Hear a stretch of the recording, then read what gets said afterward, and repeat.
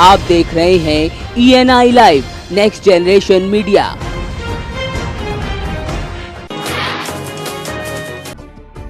सपा नेता आजम खान के बेटे और स्वार विधायक अब्दुल्ला आजम की मुश्किलें बढ़ती जा रही हैं, जिसके चलते अब उन पर 2 जन्मतिथि के आरोप का मामला पहले से चल रहा है, तो वहीं अब 2 पैन कार्ड बनवाने का मामला भी सामने आ गया है, जिसमें पूर्व मंत्री शिव बहादुर सक्सेना के पुत्र का आरोप है कि अब्दुल्ला आजम ने चुनाव में जो पैन कार्ड बैंक में दर्शाया था वो पहले वाला पैन कार्ड नहीं था, तो जबकि दूसरा पैन कार्ड रखना गैर कानूनी भी है। इसी के साथ 2 पैन कार्ड रखने के जुर्म में उन पर कार्रवाई की मांग की गई है।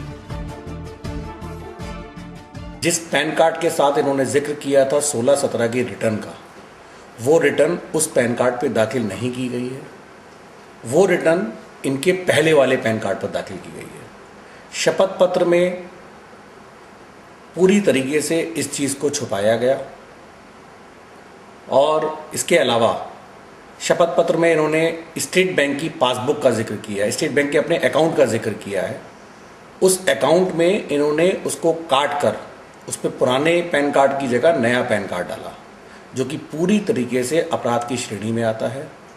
मैंने इस पूरे मामले की शिकायत निर्वाचन आयोग लखनऊ में की है और मुझे उम्मीद है बहुत जल्दी इस पर फैसला होगा। और आयकर विभाग से मैं मांग करता हूं कि इस मामले को बहुत गंभीरता से लेकर दोनों के खिलाफ सख्त सख्त कार्रवाई की जाए। हाथरस में आक्रोशित भीड़ ने पुलिस से हाथापाई की, तो वहीं अपने बचाव में पुलिस ने जमकर कई राउंड फायरिंग की, जिसमें लोगों का गुस्सा 7वें आसमान पर पहुंच गया। तो वहीं ग्रामीणों ने हाईवे पर शव रखकर जाम लगा दिया, तो साथ ही मुआवजे की मांग की। बताते हैं कि तेज रफ्तार ट्रक ने युवक को रौंद दिया था, जिसके बाद लोगों का गुस्सा सड़कों पर उतरा, तो वहीं पथराव के साथ यहाँ फायरिंग भी हुई। वहीं विधायक ने मौके पर जाकर लोगों को शांत करने का प्रयास भी किया। भैंसें लगी हुई थी और 100 नंबर की गाड़ी उनका पीछा कर रही थी और तेजी से ओवरटेक किया, उसमें ट्रक पलट गया, वो लड़का दब के उसकी डेथ हो गई। और उसके बाद पुलिस ने गोलियां चलाई हैं, जिससे जनता में बहुत ज़्यादा आक्रोश है।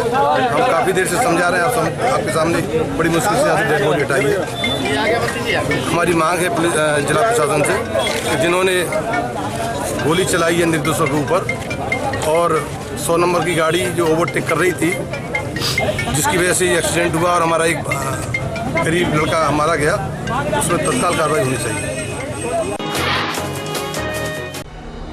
मथुरा में चोटी काटने के मामले अभी थमने का नाम नहीं ले रहे हैं, तो वहीं रहस्यमय तरीके से यहाँ चोटियां अभी भी कट रही हैं, जिसके चलते मथुरा के राया सहित कई अन्य इलाकों में यहाँ घटनाएं सामने आई, तो वहीं लोगों में दहशत बरकरार है। इसी के चलते किशोरी की तबीयत खराब हो गई, तो वहीं उसको उपचार के लिए अस्पताल में भर्ती कराया गया।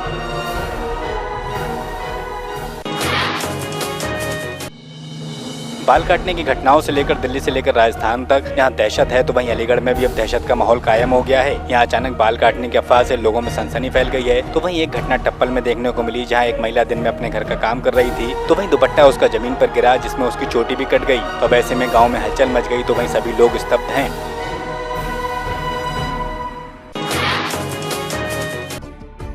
सिद्धार्थनगर के डीएम कुणाल सिडकू ने जिले की कमान संभालने के बाद अपनी कार्यशैली से जनता के बीच अपनी जगह बनाई है। तो वहीं डीएम ने अब कोर्ट को लेकर एक नई पहल शुरू की है, जिसमें कोर्ट शाम 5 बजे तक सुनवाई करेगी। तो वहीं इसमें डीएम का मानना है कि लंबित पड़े मामलों के जल्द निराकरण इससे संभव हो सकेंगे। हमारे कोर्ट में भी बहुत सारे केसेस आते हैं जो कि पेंडिंग रहते हैं और उसमें ये कहीं ना कहीं आभास हो रहा था कि बहुत बार कई कारणों से वकीलों की हड़ताल भी हो जाती है, बहुत बार पीओ नहीं बैठ पाते हैं, अन्य प्रशासनिक कार्य रहते हैं, तो उससे जो आवश्यक फाइलें हैं वो कहीं ना कहीं अनावश्यक डिले हो रही थी। तो प्रयास ये किया कि भाई एक दिन ऐसा तय किया जाए कि जिस दिन सारे वकील भी मौजूद रहें, सारे प्रिसाइडिंग ऑफिसर भी मौजूद रहें और उसके बाद उन सारे पक्षों को सुनते हुए निस्तारण किया जाए। तो उसी दिशा में ये पहल की गई है और आज हम लोग को शाम तक पता लगेगा कि इसमें कितने डिस्पोजल हुए हैं और इसको हम लोग कराएंगे आपका रेवेन्यू बोर्ड को भी इससे। बांदा में किसानों की आत्महत्याओं का सिलसिला थम नहीं रहा है, तो वहीं इसी के चलते किसान का शव संदिग्ध अवस्था में फांसी पर लटका मिला। तो वहीं सूचना पर पहुंची पुलिस ने शव को कब्जे में लेकर पोस्टमार्टम को भेजा।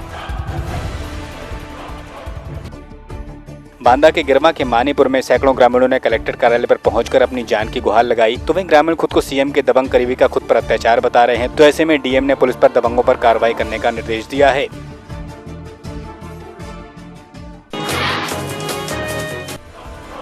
कन्नौज पुलिस ने सरकारी ट्यूबवेलों और नलकूपों से रात में समरसेबल के उपकरण चोरी करने वाले आरोपी को हिरासत में लेकर जेल भेजा। तो वहीं इस आरोपी का पुराना आपराधिक इतिहास भी है।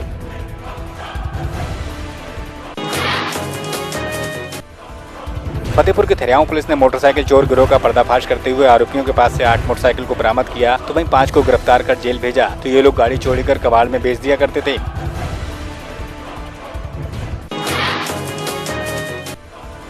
हरदोई में धर्मशाला रोड पर बाइक सवार 3 बदमाशों ने घर में घुसकर प्रधान संघ के अध्यक्ष के घर में डाका डाला, तो वहीं परिजनों से मारपीट कर यहां 4 लाख की नकदी सहित 5 लाख की लूट को अंजाम दिया। तो घटना से इलाके में दहशत है। साथ ही पुलिस ने मामले की पड़ताल शुरू की है।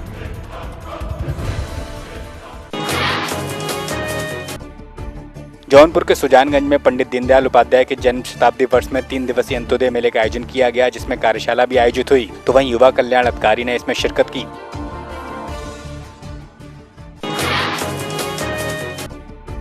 बलिया के पहाड़पुर में दलित भाजपा कार्यकर्ता ओम प्रकाश के घर कृषि मंत्री सूर्य प्रताप शाही पहुंचे, तो वहां उन्होंने भोजन भी किया। इस दौरान मंत्री जी ने अधिकारियों को पीएम आवास योजना के मकान पात्र लोगों को सर्वे कराकर मुहैया कराने के निर्देश दिए।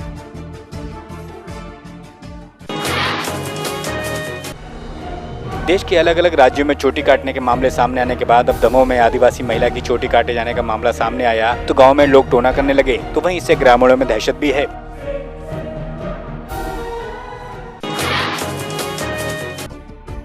मर्चेंट नेवी शिपिंग कंपनी में काम करने के लिए लगने वाले सीटीसी को फर्जी तौर पर बनाकर बेचने वाले गिरोह को क्राइम ब्रांच ने गिरफ्तार किया है। तो वहीं ये सभी सीटीसी पनामा के बताए जाते थे। तो साथ ही पुलिस का दावा है कि यहाँ 400 लोगों के फर्जी सर्टिफिकेट बनाकर इस गिरोह ने 4 लाख रुपए में इनको बेचा है। तो वहीं कई घटनाओं को भी कबूला है। तो इनके पास से काफी संदिग्ध मटेरियल बरामद किया गया है। पिछले 6-8 साल से इस प्रकार का कार्य कर रहा था। उसके 8-9 एजेंट से उसकी पहचान थी। अधिकतर एजेंट्स केरला के रहने वाले थे, कुछ एजेंट्स मुंबई के भी हैं। मिडलमैन तीनों मुंबई के और डोंबिवली एरिया के रहने वाले हैं। और आज तक करीब इस प्रकार के 400 डॉक्यूमेंट्स लगभग पब्लिश कर चुका है। और प्रत्येक डॉक्यूमेंट का 1 लाख से 4 लाख रुपया एजेंट लेता था, और उसमें से करीब 60,000 से लेकर 1 लाख रुपया वो मिडलमैन को या प्रिंटर को इस डॉक्यूमेंट बनाने का दिया करता था। 6 से 8 साल से इस प्रकार का कार्य कर रहा था फौजरी का ये वाला व्यक्ति, और उसने आज तक लगभग 400 इस प्रकार की सीडीसी बनाई है। ऐसी प्रिलिमिनरी जानकारी हमको मिली है जो वेरिफिकेशन के हमारे आगे को। बेंगलुरु तालुका में सेना के जवान की मौत हो गई, तो वहीं शिवकड़ी गांव के जवान की देहरादून में ड्यूटी की तैनाती के दौरान बीमारी के चलते मौत हो गई। जहां अब जवान को गांव में अंतिम विदाई दी गई, तो वहीं उसका अंतिम संस्कार सम्मान के साथ किया गया, जिसमें सैकड़ों लोग उमड़ पड़े।